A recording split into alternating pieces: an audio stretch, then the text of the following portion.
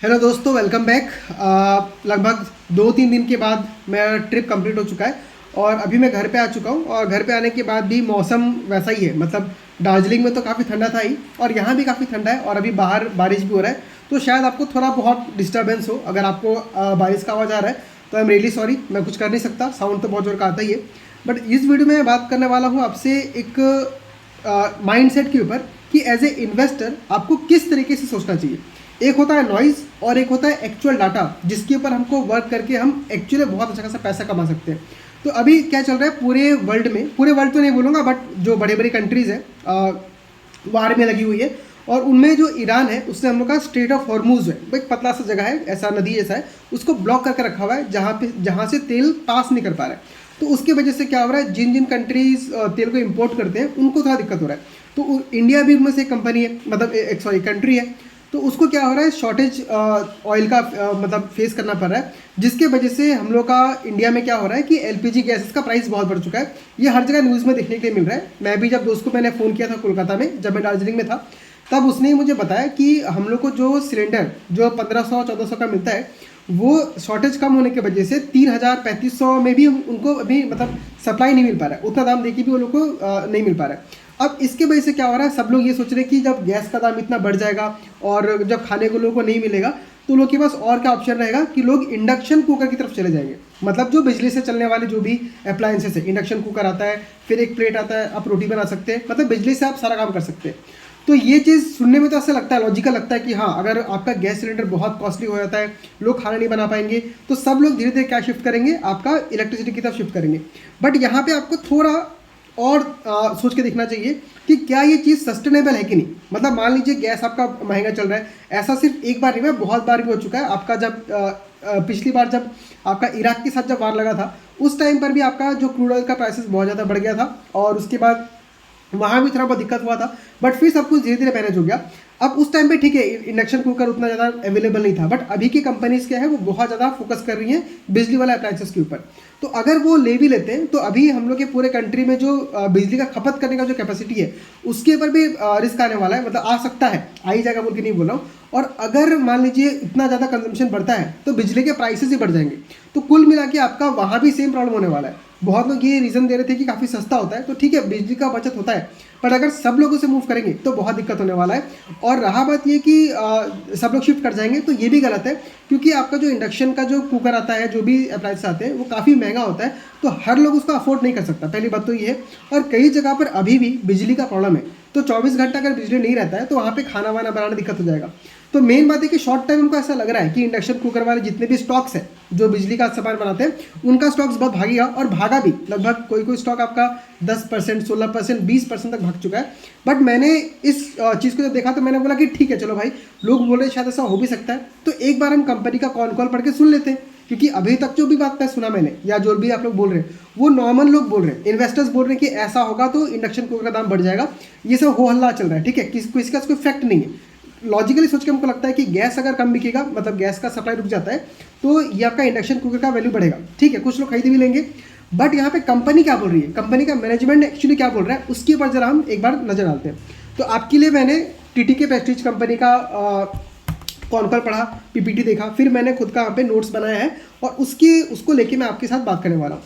तो सबसे पहले मैनेजमेंट ने क्या कहा है कि हम लोग का जो वार जो चल रहा है, वो वार की वजह से इंडिया के ऊपर बहुत डायरेक्टली इंपैक्ट नहीं पड़ा है, बट थोड़ा बहुत असर हमको देखने के लिए मिल रहा है, जो कि हम देख भी सकते हैं कि यहाँ पे ऑयल के प्राइसेस थोड़ा बढ़ चुके हैं, तो रॉ मटेरियल का दाम हमको बढ़ते हुए नजर आ रहा है। लेकिन उसका कंपनी ने बोला कि हम लोग को वार की वजह से हमारा इंडस्ट्री है, मतलब जो खाना बनाने का जो यूटेंसिल्स का जो इंडस्ट्री है, उसमें हल्का सा स्लो डाउन दिख रहा है, कोई बहुत बड़ा नहीं दिख रहा है। तो यहाँ तक मुझे सब कुछ ठीक लगा। उसका कंपनी ने एक और अच्छा बात ये कहा स्टार्टिंग में कि हम लोग का जो पिछले 1-2 साल से सेल्स में बहुत अच्छा खासा ग्रोथ नहीं था, 5-6% से ग्रो कर रहे थे। अब मुझको लगता है कि हम लोग वहाँ पे अर्ली डबल डिजिट, मतलब 9-10% से ग्रो कर सकते हैं। तो ये सुनते ही पहले मेरा मूड खराब हुआ, क्योंकि 9-10% का ग्रोथ करने के लिए मैं क्यों किसी कंपनी में जाऊँ भाई। अगर मैं रिस्क ले रहा हूँ तो मुझे कम से कम बता रहा हूँ, मुझे 20% का ग्रोथ चाहिए, क्योंकि निफ्टी खुद आपको 12% का ग्रोथ दिखाता है, जो कि टॉप कंपनीज है, जो अपने आप को स्टेबलाइज कर चुके हैं।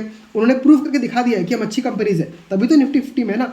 तो वो कंपनी अगर आपको 10-12% का ग्रोथ दिखा दे रही है, तो मैं ऐसे कंपनीज में क्यों जाऊँ जो 12% ग्रोथ दिखा रही है और काफ़ी छोटी कंपनी है, काफ़ी रिस्क में ले रहा हूँ। तो मुझे चाहिए कम से कम 20% का ग्रोथ, जो कि इस कंपनी में नहीं है। उसके बाद कंपनी खुद बोल रही है कि हम लोग का अभी क्या हो रहा है कि प्राइसिंग की वजह से, मतलब हमारा जो इनपुट कॉस्ट है, जो रॉ मटेरियल्स है, उसका दाम बढ़ रहा है, जिसकी वजह से हम लोग को थोड़ा बहुत मार्जिन में इम्पैक्ट पड़ रहा है। ये कंपनी खुद बोल रही है, ठीक है। अब क्यों दिक्कत पड़ रहा है? क्योंकि जो बर्तन जो बनता है, ज़्यादातर बर्तन या तो एल्यूमिनियम का बनेगा या स्टील का बनता है, या उसमें कॉपर का वायरिंग लगता है या कॉपर का प्लेट्स लगता है वहाँ पे। तो इन सारे चीज़ों का दाम अभी बढ़ता हुआ नजर आ रहा है, जिसकी वजह से क्या हो रहा है, इनका जो मतलब कि रॉ मटेरियल है उनका दाम बढ़ जा रहा है। अब मान लीजिए मैं इस प्राइस से बेचता हूँ और ये मेरा क्या है, कॉस्ट प्राइस है। अगर कॉस्ट प्राइस बढ़ा तो मेरा मार्जिन अपने आप घट जा रहा है। देखिए ये मान लीजिए 100 रुपये का है और ये मेरा रॉ मटेरियल 50 रुपये का है, तो मेरा मार्जिन 50 रुपये है। लेकिन अगर ये बढ़ के 80 रुपये हो गया तो मेरा मार्जिन घट गया, सिर्फ 20 रुपये का रह गया। तो ये प्रॉब्लम कंपनी फेस कर रही है। अब नॉर्मली लोग क्या करते हैं, कंपनी क्या करती है कि अपने प्राइस को बढ़ा देती है ताकि मेरा मार्जिन इंटैक्ट रहे। बट यहाँ पे कंपनी क्या बोल रही है कि हम लोग के इस इंडस्ट्री में, जो खाना बनाने वाली इंडस्ट्री है, इसमें इतना कंपटीशन आ गया है कि हम लोग मार्केट लीडर होते हुए भी, टीटीके प्रेस्टीज एक तरीके से मार्केट लीडर है, बहुत बड़ा कंपनी है, उसके बाद भी हम प्राइस राइज नहीं कर सकते। सोचिए, ये कंपनी बोल रही है। और ये एक बहुत बड़ा प्रॉब्लम है, क्योंकि जो कंपनी बहुत बड़ा लीडर होता है उसके लिए ऐसे टाइम में क्या फ़ायदा होता है कि वो अपने प्राइसेस को जानबूझ के नहीं बढ़ाता है, क्योंकि वो सस्टेन कर सकता है।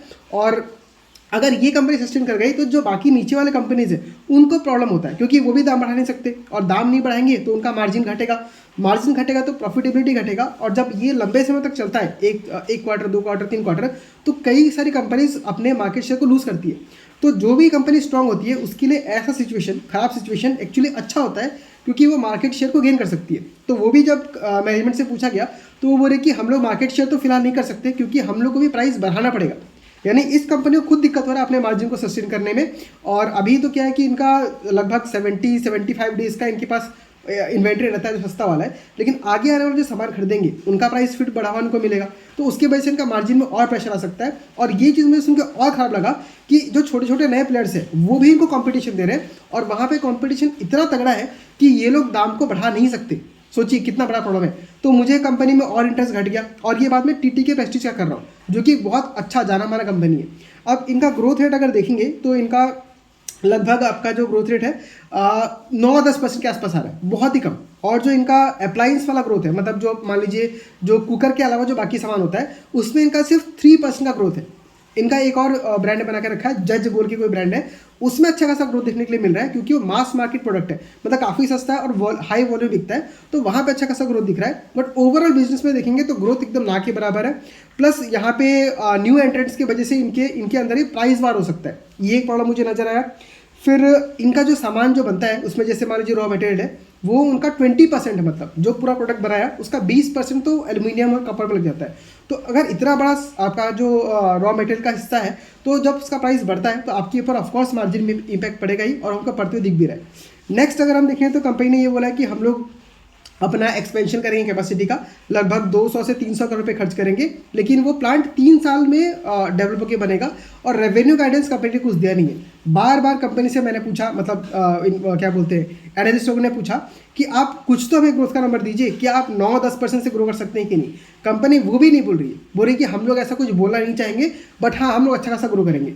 तो भाई तुम ग्रो करोगे तो भी मुझे फ़र्क नहीं पड़ता, क्योंकि आपके में गाइडेंस ही नहीं है। कम से कम गाइडेंस तो दो कि हम 12-13-15% से ग्रो करेंगे।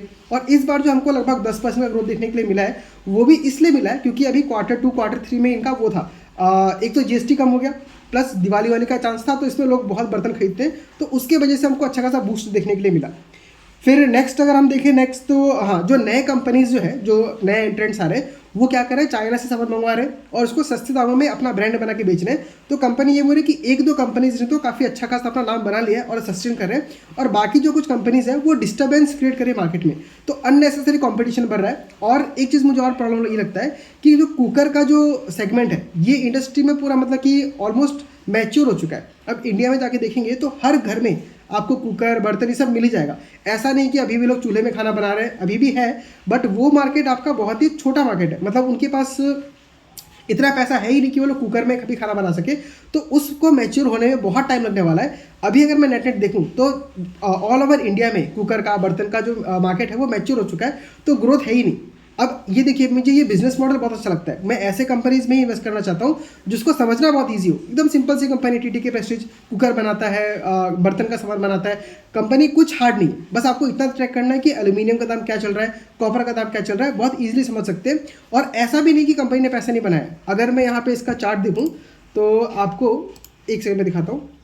पिछले मैंने देखा तो ये कंपनी का प्राइस एक टाइम पे 2009 में ओनली 26 पे चल रहा था, और इस कंपनी ने जो हाई लगाया था वो लगाया था लगभग 1141 रुपीज़ का। तो 26 से 1000 का जर्नी आपका कब तक का, 21 का, ऑलमोस्ट 20 साल के अंदर 10 साल के अंदर अगर देखूं तो काफ़ी अच्छा खासा ग्रोथ है। लेकिन उसके बाद से देखिए 2021 से आज जो 26 हो चुका है, कंपनी का प्राइस 542 पे आ चुका है, यानी कंपनी 50% गिर चुकी है।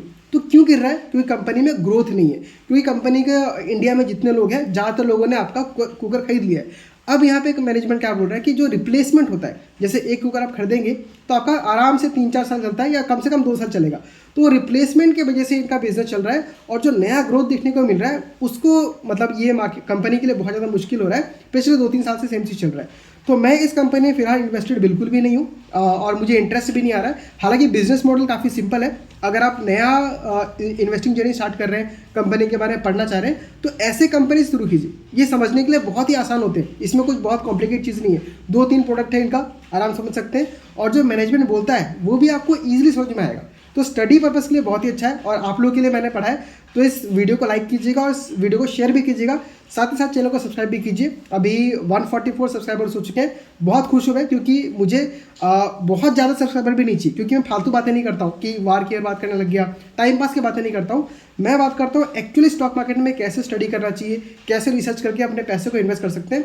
तो मैं चाहता हूँ कि मेरे पास जो भी सब्सक्राइबर्स आए वो एक्चुअली में जो सीखना चाहते हैं स्टॉक मार्केट के बारे में, वो लोग आए। ट्रेडर्स से मैं दूर रहना चाहता हूँ, क्योंकि मैं उसके बारे में प्रमोट भी नहीं करता हूँ, और मेरा मेन फोकस यही है कि मैं इन्वेस्टिंग फोकस करूं और लोगों को सिखाऊं, क्योंकि इन्वेस्टर्स इंडिया में नहीं, पूरे वर्ल्ड में ही बहुत कम है। 90% लोगों को सिर्फ ट्रेडिंग करना है। तो ये मोटा मोटा बात था आपका टीटीके प्रेस्टीज के बारे में, जो कुकर वाली कंपनी है। तो इंडक्शन कुकर वाला ये मेरा ओपिनियन है, ठीक है, मुझे नहीं पता कल क्या होगा। अब Q4 में एक बार मैं फिर से आपके लिए कंपनी का कॉल पढ़ लूँगा, उसमें मुझे और क्लैरिटी मिलेगा कि कंपनी क्या बोल रही है। अगर कंपनी खुद से ये बोल देती है कि नहीं नहीं ये तो अच्छा सस्टेनेबल चीज़ हो गया हम लोग के लिए, हम लोग का सेल्स 20% से ग्रो करेगा, तब मुझे इस कंपनी में इंटरेस्ट आ सकता है। बट आज के दिन में मुझे इस कंपनी में कोई इंटरेस्ट नहीं है, क्योंकि मुझे लगता नहीं है कि सस्टेनेबल चीज़ है, और हमने देखा भी कि स्टॉक में बहुत ज़्यादा कुछ हमको ग्रोथ दिख नहीं रहा है। तो इस तरीके से हमें किसी भी कंपनी के बारे में सोचना चाहिए। तो मेरे ख्याल से वीडियो काफ़ी लंबा हो जाएगा, इसको यहीं पे ख़त्म करते हैं। आपका कुछ कमेंट्स है, कुछ इंक्वायरीज़ है, तो आप कमेंट में बोल सकते हैं। मैं कोशिश करूंगा कि जितने भी स्टॉक्स के ऊपर आपका जो क्वेरीज है उसको मैं सॉल्व करने का ट्राई करूं। अब कई सारे ऐसे कंपनीज होते हैं जिसको मैं ट्रैक नहीं करता हूं, तो आप लोग, मैं देखा बहुत लोग रिक्वेस्ट करते हो, बट मेरे लिए भी अकेला ये पॉसिबल नहीं कि मैं हर कंपनी को ट्रैक कर सकूँ। बट जितना कंपनी हो सकता है मैं उसको पढ़ूंगा और आपको उसका अपना जो ओपिनियन है वो शेयर कर दूंगा।